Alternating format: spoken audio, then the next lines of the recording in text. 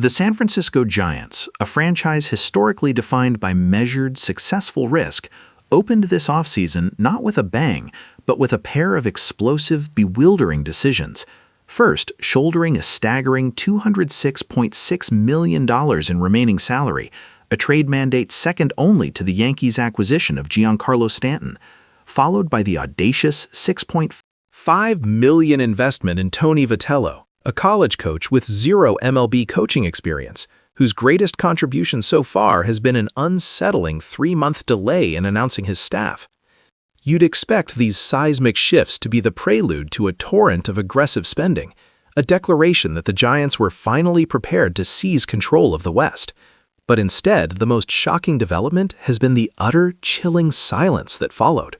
Welcome back to 605 News One, where we dissect the baffling deep freeze emanating from Oracle Park and pinpoint the one high-risk, high-reward player who must shatter the Giants' current inertia if they hope to compete. This bizarre opening act, trading for Devers' enormous contract to minimize blood loss, then paying a university $3 million just to poach a head coach, established a pattern of high-stakes gambling, yet the chips are currently off the table. As veteran MLB writer Ken Rosenthal put it, the Vitello hire, especially with the delayed staffing, verges on an insult to the professional coaching fraternity. It screams desperation, not calculated risk. The second, deeper contradiction emerged from the owner's box. Greg Johnson, whose 26% ownership stake mirrors the heft of the Dodgers' Mark Walter, stated explicitly that he does not want to add more long-term, high-value contracts, arguing, "We already have 5 core players locked up. If we swell the number of $25 million AAV players on 7 8-year deals to 6 or 7, we lose all future flexibility." This sounds fiscally prudent until you realize the Giants' current competitive balance tax payroll sits laughably low at around $212 million. If Johnson is genuinely willing to absorb the luxury tax, as he briefly implied, why are they moving with the hesitancy of a small market club barely clearing the floor? This isn't about luxury tax management.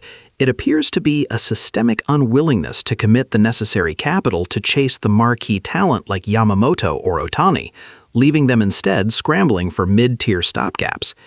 This lack of big spending is compounded by the staggering, almost delusional confidence coming from general manager Pete Manassian regarding the current pitching staff. Before flying to Seoul, Manassian assured reporters, "We are extremely satisfied with our 5 starters and the depth behind them.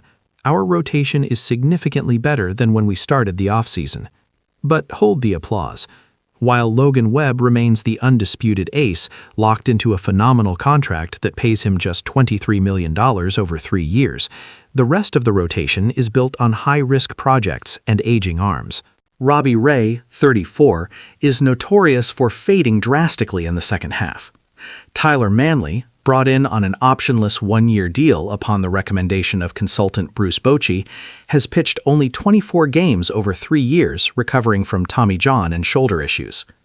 Adrian Hauser's success with the White Sox vanished once he moved to Tampa Bay, echoing the unfortunate fate of Eric Fedde. Even the bullpen, which lost late-inning closer Randy Rodriguez to Tommy John surgery, is now relying on the volatile tandem of the 7-blown save Ryan Walker and Yoel Peguero, whose electric stuff is undeniable, but has only been seen in 17 career MLB games. We must ask ourselves, is this depth, or is it simply wishful thinking layered over high-risk recovery projects designed to satisfy an ownership mandate of low spending? Since it appears acquiring frontline starting pitching or proven high-leverage relief is off the table, the focus inevitably swings to the one area the Giants have publicly admitted needs reinforcement: the outfield. The San Francisco Chronicle identified the ideal strategy: acquire an elite defensive center fielder with high on-base potential, thereby shifting Jung-Hoo Lee to his preferred position in right field. With Bellinger and Tucker highly unlikely targets due to cost and competition, the available market is worryingly thin. Stars like Adolis Garcia are already taken, and veterans like Max Kepler and Starling Marte offer rapidly diminishing returns. This leaves us with a single, compelling, yet terrifyingly risky candidate: Harrison Bader. Bader provides the Gold Glove caliber defense that would immediately solidify the alignment, and while his defensive metrics have dipped slightly from his peak, he remains well above average in center. But the true intrigue and the true danger lies in his bat. Bader experienced a tremendous offensive resurgence late last year, culminating in a 122 WRC+, a career-high mark. The problem? His underlying quality of contact metrics were so dramatically inflated, defying expected outcomes, that many advanced scouts are ringing the alarm. This isn't just skepticism. The Giants experienced this exact horror show last year with Tyler Fitzgerald, who saw his advanced metrics crash back to earth, transforming him from an .831 OPS hitter to a struggling .606 hitter before being removed from the roster. Many critics would argue that relying on Bader's recent statistically anomalous offensive output is just inviting history to repeat itself. But this time, the Giants have a way out. The ultimate solution, the plot twist that makes Bader palatable, is using a simultaneous trade to acquire an established, versatile offensive piece, like switch-hitting Brandon Donovan. The acquisition of Bader for elite defense, coupled with Donovan to mitigate the offensive risk and maintain lineup balance, is the only move that satisfies both Minasian's positional needs and Johnson's aversion to massive FA contracts. With Donovan in the mix, the lineup gains an immediate, crucial boost in flexibility and balance. Lee, Adames, Devers, Chapman, Donovan, Ramos, Bailey, Eldridge, and Bader. This structure finally achieves the necessary equilibrium between left and right-handed power and OBP. Greg Johnson suggested he couldn't add more long-term players because he already had 5, but perhaps that statement should be reinterpreted. If you already have your core, then you must go all in now, before those existing assets age and decline, turning the current window into a missed opportunity. The time for calculated risks is over. The time for necessary tactical expenditure is now.